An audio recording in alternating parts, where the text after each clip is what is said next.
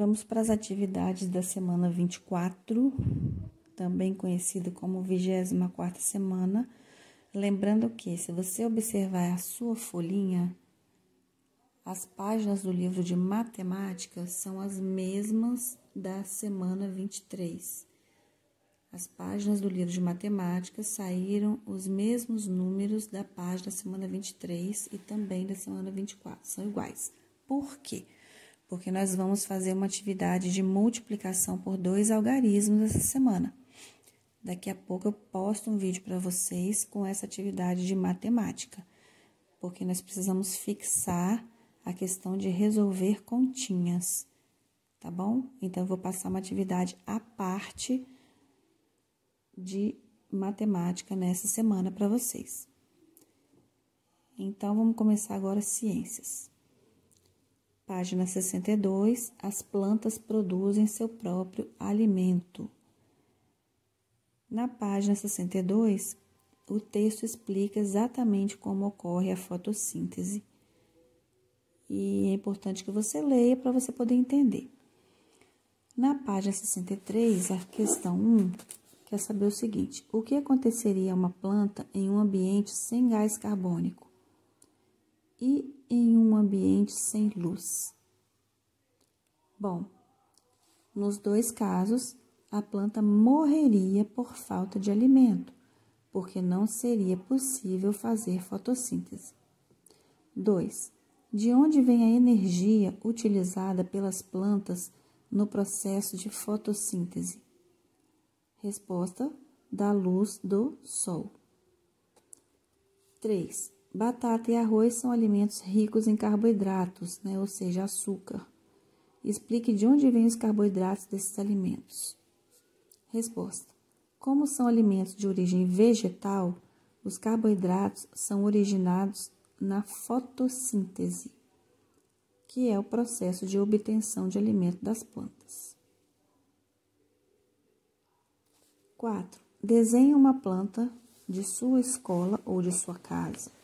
Depois, faça um esquema que represente a fotossíntese. Aí que tem meu desenho, gente, ó. Fiz o sol, que a planta precisa do sol. Fiz a planta com suas raízes para absorver a água. Fiz uma setinha que ela precisa de absorver a água. Fiz o sol. Fiz aqui, ó, ela absorvendo a setinha para dentro da planta. Ela tá absorvendo o gás carbônico e tá liberando, ó, oxigênio, que é o ar, que é o gás que a gente precisa para respirar.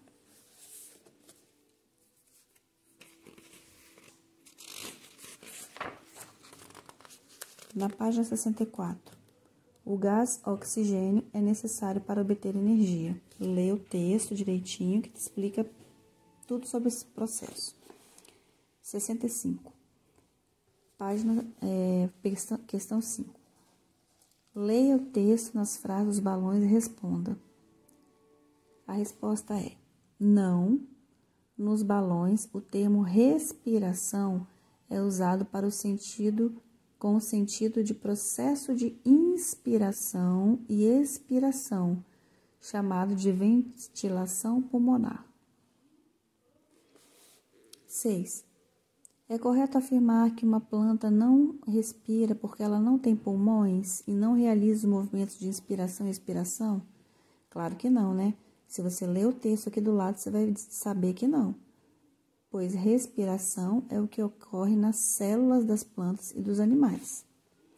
7. Sobre os golfinhos. Resposta: as sardinhas realizam as trocas gasosas por meio de brânquias. Por isso, conseguem utilizar o gás oxigênio dissolvido na água. Os golfinhos realizam as trocas gasosas por meio de pulmões. Por isso, precisam extrair o gás oxigênio do ar. 8 sobre as minhocas. Resposta: porque esses túneis permitem que o ar entre e se misture ao solo, garantindo a esses animais o acesso ao gás oxigênio. Essas são as páginas de ciências. Agora vamos para história, né? Página 70. Tem uma tirinha, né? O título é Mulheres e Homens Livres dos Engenhos. Selou o cavalo para mim, Chico? Claro, pai. Eu não disse que sabia fazer isso? Disse. Ai, olha o que ele fez com o cavalo, gente. Como é o falar de Chico Bento? O que isso indica? Chico Bento tem o falar de caipira, que tem origem no português antigo. Na sua opinião, além do falar, o que mais caracteriza a cultura caipira? Na sua opinião, a sua resposta pessoal. Será que é o modo de se vestir que é diferente? Quem mora na roça se veste diferente de quem mora nos grandes centros? Será a maneira de conversar? Será a maneira de festejar? O que você acha diferente? Aqui tem um texto para você ler também, ó. E a pergunta é, segundo Antônio Cândido, o que é a cultura caipira? Você concorda com ele? É sua resposta pessoal, é sua oportunidade de dizer a sua resposta. E as próximas duas também é sua resposta pessoal. Não deixe de fazer, porque nós vamos fazer em sala e é importante que a sua página já esteja toda preenchida. Na página 71, questão 1. Resposta, não. Eles trabalhavam em outras atividades, como limpeza e consertos do sistema hidráulico, pesca, caça, corte de lenha, etc. Tem a carinha ali para a gente conversar, mas é importante que você responda. 2. Complete o quadro. Quantidade de trabalhadores. Em cima, pouco numerosa. Origem dos trabalhadores, indígenas, escravizados, alforriados ou portugueses e seus descendentes. Página 72, questão 3, letra A. É um objeto retratado, é um armário, o trabalhador é o marceneiro.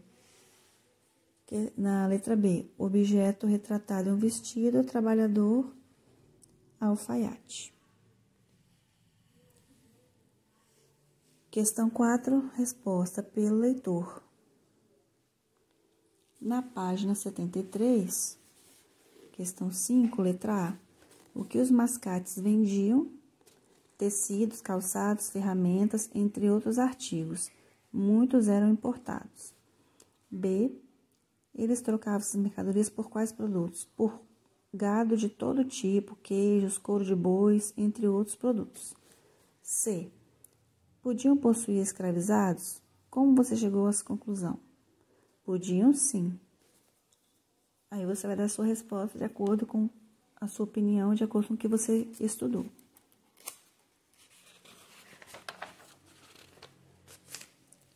A chegada dos holandeses, né, na página 74, letra A, resposta. Os domínios holandeses foram estabelecidos nas zonas litorâneas, porque eles tinham interesse, né, naquelas áreas que ficavam perto do mar, por causa da navegação. Na letra B, ao dominar essas áreas da colônia portuguesa, os holandeses desejavam se apropriar da produção do açúcar. Agora vamos para a geografia na página 20. Todas as respostas aqui são pessoais, não deixe de responder, porque na sala de aula a gente vai voltar nesse assunto e é importante que a sua resposta esteja lá. Na página 21,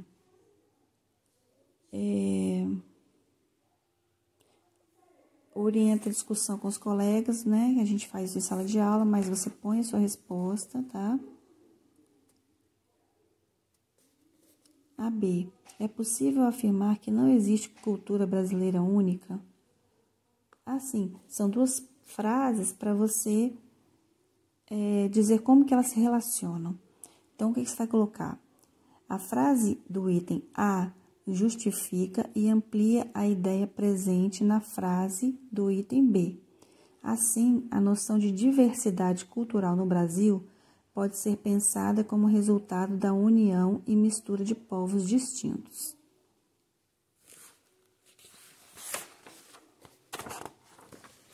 Página 22.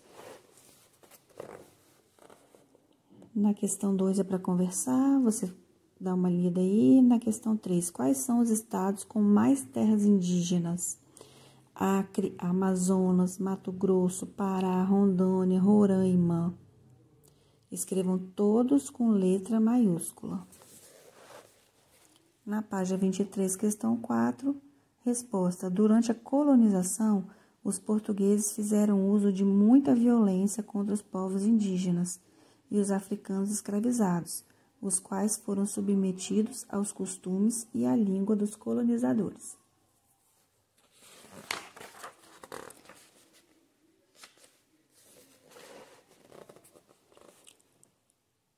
Na página 24, letra 5, por que os quilombos se tornaram uma forma de resistência à escravidão? Falamos bastante sobre resistência no último vídeo, porque era o local que eles se reuniam, né?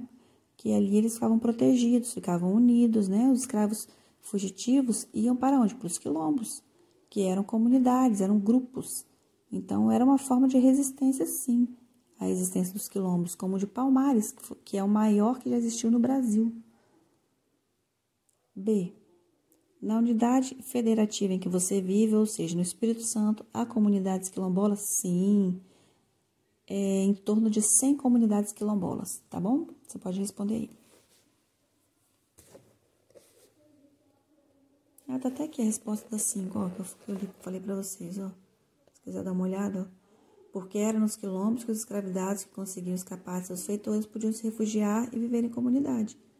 Então, sim, era uma forma de resistência. Essa é a 5. Página 25. Agora responda quais foram os 3 grupos de imigrantes mais numerosos que vieram para o Brasil nos anos de 1884 e 1939. Italianos, portugueses e espanhóis.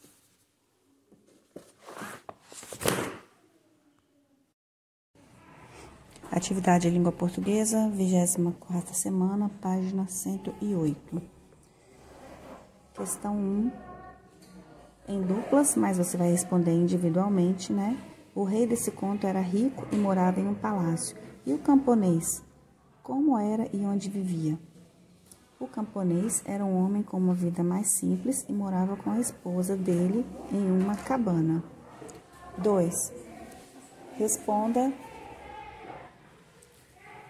as questões a seguir, comparando as personagens do texto. Letra A. O que aconteceu com a rainha depois de se casar? Ela ficou doente. B. Como era a camponesa? Era gordinha e rosadinha, não parava de gargalhar, e os olhos dela transbordavam felicidade. C. Em que lugar a rainha morava? E a camponesa? A rainha morava em um castelo e a camponesa em uma cabana. O conto afirma que o rei amava muito sua esposa.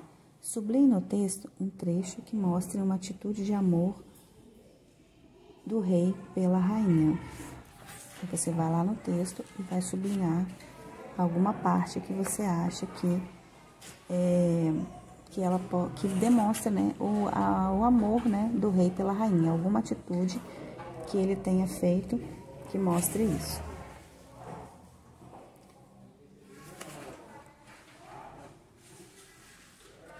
Questão 4.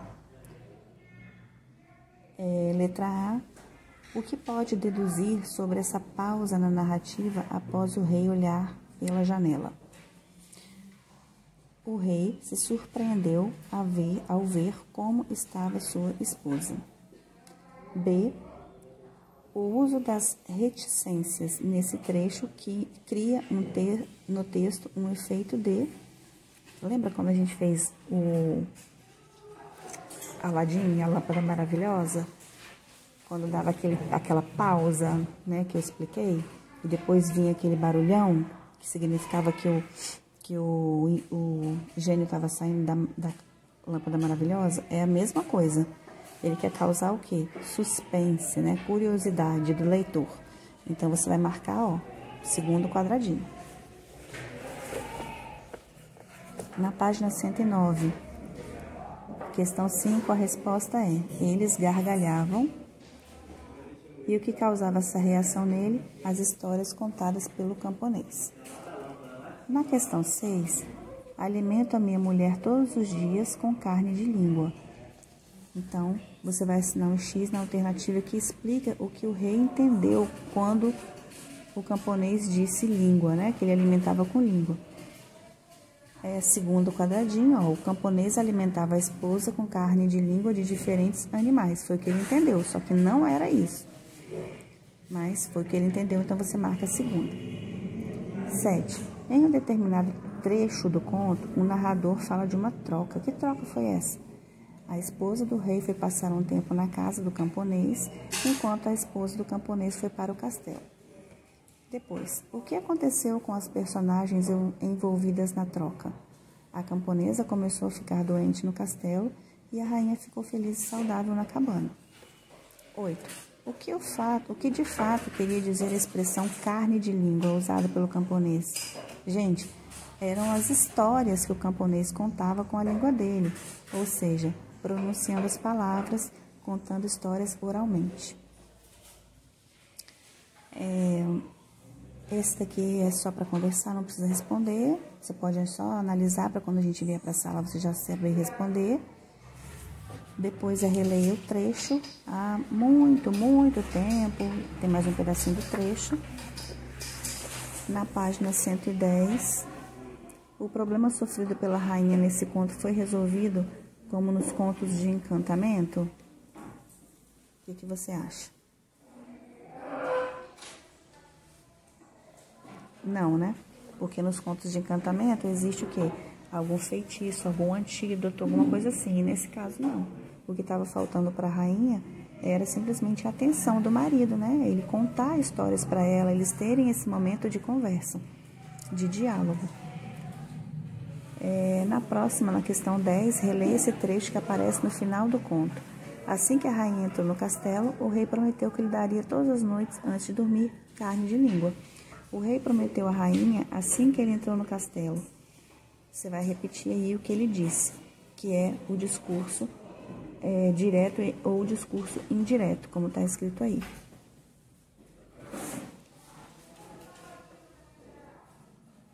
Aí você vai escrever: todas as noites, antes de dormir, eu lhe darei carne de língua. A riqueza e o poder do rei garantiram a felicidade dele e da esposa? Não, né, gente? Explica a sua resposta. Que ensinamentos a leitura do conto Carne de Língua traz? Gente, traz que é necessário que haja diálogo, né? Principalmente entre as famílias, né? Entre as pessoas. E que haja esse tempinho. Hoje em dia a gente fica muito na internet e acaba, às vezes, não tendo a oportunidade de conversar uns com os outros, né? De ter diálogo. Depois, na página 111, a gente vai ter aqui atividade de ortografia sobre gramática e sobre ortografia e gramática. Então, vamos lá. Número 1. Releia esse trecho do conto Carne de Língua. O camponês mexia os lábios e na frente dele, a camponesa gordinha e rosadinha não parava de gargalhar. Letra A. Como a camponesa é apresentada nesse trecho? A camponesa é gordinha e rosadinha.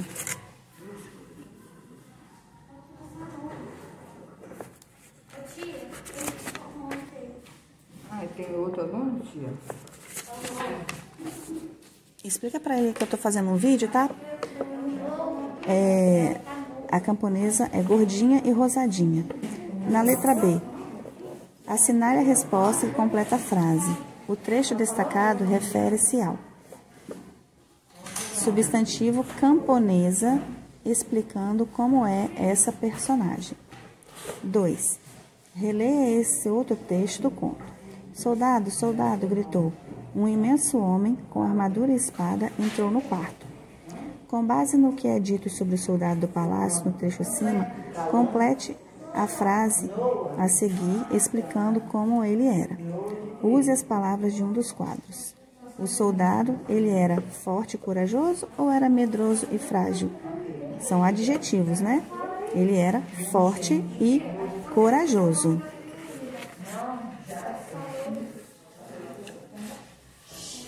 Página 112. Deixa eu só confirmar que essa é a página 112. Também é. Página 114. Uso da vírgula. Leia outro trecho do conto Carne de Língua, em que o cozinheiro real prepara o sopão para a rainha. Observe as vírgulas em destaque. Olha, é importante que você leia considerando cada vírgula, tá bom? A vírgula significa uma pequena pausa.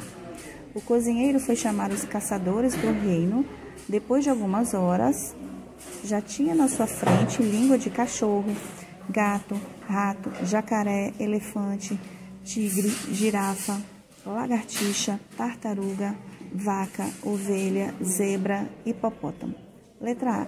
As palavras seguidas por vírgulas são nomes de animais. Em sua opinião, para que serviu o uso de vírgulas nesse trecho? Gente, para dar uma pausa, né? Para separar os animais. Entre cada animal tem uma vírgula. O narrador citou nomes de diversos animais, um por um. Por quê?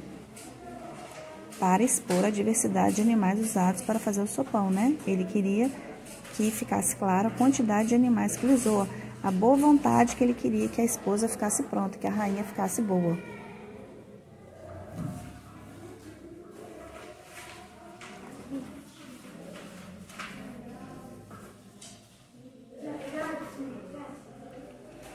Dois. Observe a posição da vírgula nessas frases e responda as questões. Escute bem, soldado. Camponês, o que está acontecendo? Majestade, você não compreendeu o que eu disse? Letra A. Com que objetivo foram usadas as palavras em destaque? Para se dirigir à pessoa com quem as personagens estão falando. B. A posição da vírgula modificou o objetivo das palavras em destaque ou apenas ajudou a organizar as frases? Por quê? A posição da vírgula ajudou a organizar as frases, pois as palavras se referem à pessoa em que se fala, independentemente de a vírgula aparecer antes ou depois delas. Para terminar a página 115, na letra A, nessa parte, o narrador listou por 3 vezes a palavra esperou. Para que serviu o uso da vírgula em destaque? Serviu para separar a primeira ocorrência da palavra esperou da segunda ocorrência dessa palavra. Então, sempre que a gente for colocar, por exemplo, numa produção de texto, o menino estava muito, muito, muito suado. Então, você vai repetir o muito, muito, muito, precisa colocar vírgula entre eles.